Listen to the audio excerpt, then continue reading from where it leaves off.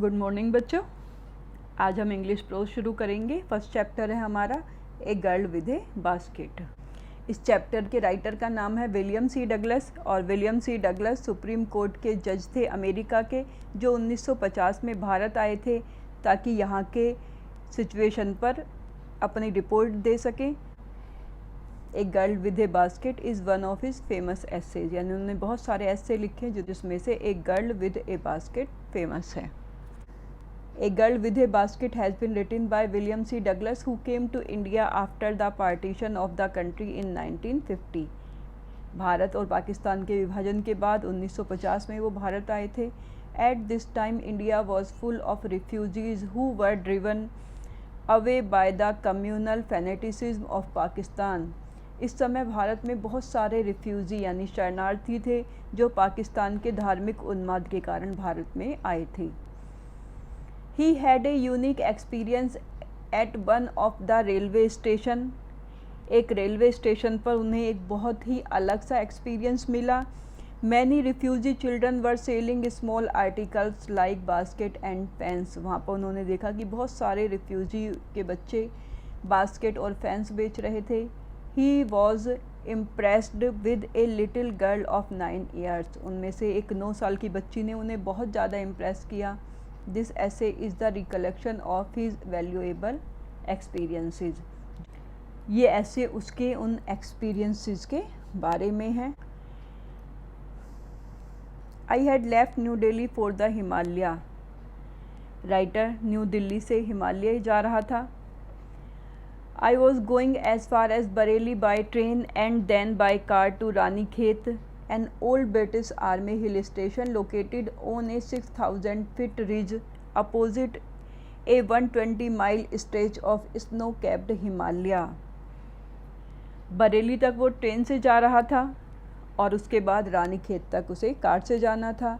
और रानीखेत के बारे में बता रहा है कि एक पुराना ब्रिटिश आर्मी हिल स्टेशन था जो कि 6,000 फुट की ऊंचाई पर स्थित था और इसके बिल्कुल अपोजिट में यानी इसके सामने 120 मील तक फैला हुआ बर्फ़ से ढका हुआ स्नो कैप्ड यानी बर्फ़ की टोपी पहने हुए बर्फ़ से पूरी तरह ढका हुआ हिमालय था।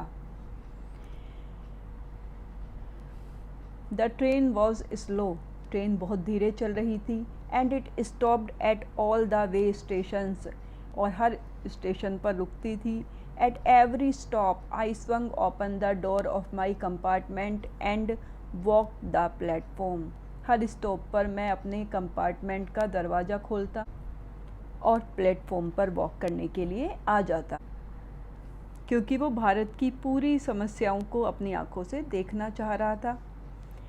The platform were packed with people, platform people से भरे हुए थे, लोगों से भरे हुए थे, यानी प्लेटफॉर्म पर बहुत भीड़ भाड़ थी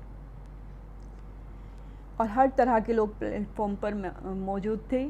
सिख, मुस्लिम, हिंदू, सोल्जर यानी सैनिक, मर्चेंट व्यापारी, प्रीस्ट पुजारी, पॉटर कुली, बैगर्स भिखारी, हॉकर्स जो फेरी वाले होते हैं सामान बेचने वाले, ये सब प्लेटफॉर्म पर मौजूद थे।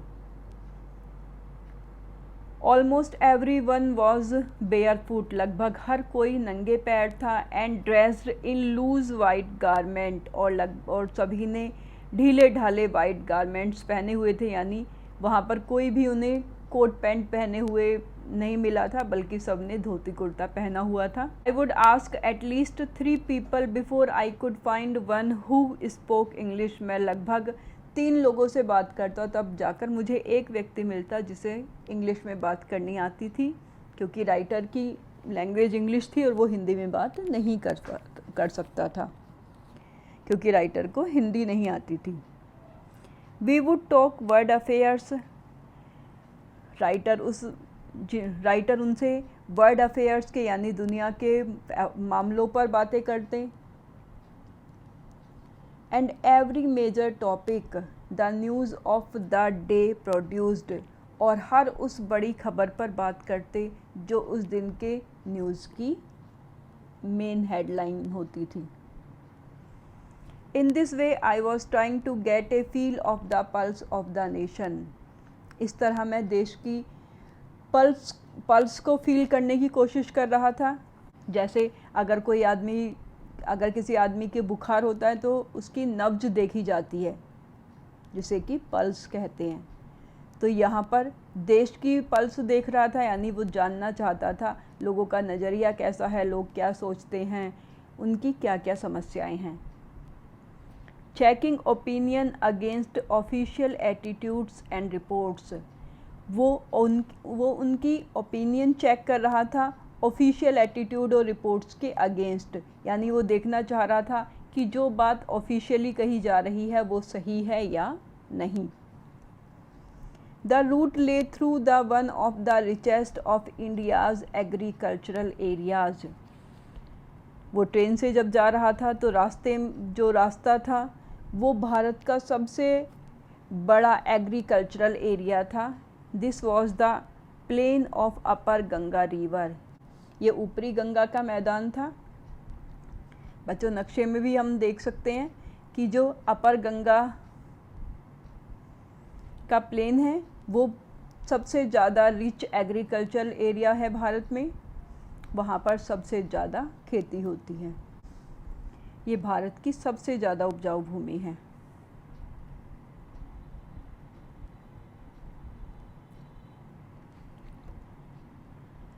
ए 1000 feet above sea level but tropical, upper Ganga का मैदान समुद्र के लेवल से 1000 फीट ऊपर था, और यहाँ की जलवायु ट्रॉपिकल जलवायु, जिसमें बहुत ज़्यादा सर्दी भी पड़ती है और बहुत ज़्यादा गर्मी भी पड़ती है। The Ganga was brown silt का मतलब होता है मिट्टी, जो रेत होता है किसी भी नदी के किनारे, और वो ब्राउन कलर का था। स्वेलोन विद फ्लड वाटर्स, उस समय गंगा के पानी में बाढ़ आई हुई थी, यानी पानी ओवरफ्लो कर रहा था, किनारों से ऊपर होकर बह रहा था। It's overflow in inundating 1000 of acres of rice, जो गंगा के पानी उसके किनारों से बाहर निकल रहा था वो हजारों एकड़ के चावल की खेती को डुबो रहा था, यानी पानी खेतों के ऊपर से बह रहा था, चावल के खेत पानी से डूबे हुए थे। To the north were jungle, great expanse of grass higher than a man's head, north की तरफ जंगल थे जो कि ग्रेट एक्सपेंस ऑफ ग्रास, जहाँ पर बहुत ज़्यादा घास थी, higher than a man's head, और घास इतनी ऊंची थी कि एक आदमी के सर से ऊपर निकल जाए। And unbroken except for the occasional clump of trees, और ये घास अनब्रोकन थी, यानी कि उस जगह कोई भी नहीं जाता था, सिर्फ कहीं कहीं पर ट्रीज़ थे वहाँ पर। द होम ऑफ टाइगर्स, इन जंगलों में टाइगर, एलिफेंट, पाइथन और कोबराज रहते थे, यानी जंगली जानवरों के ये घर थे। Everywhere else there was flat land running to the horizon, इसके अलावा बाकी जगह की लैंड फ्लैट थी, हॉरिजन तक फैली हुई। हॉरिजन बच्चों उस पॉइंट को कहते हैं जहाँ पर हमें ये लगता है कि धरती और आकाश एक दूसरे से मिल गए हैं।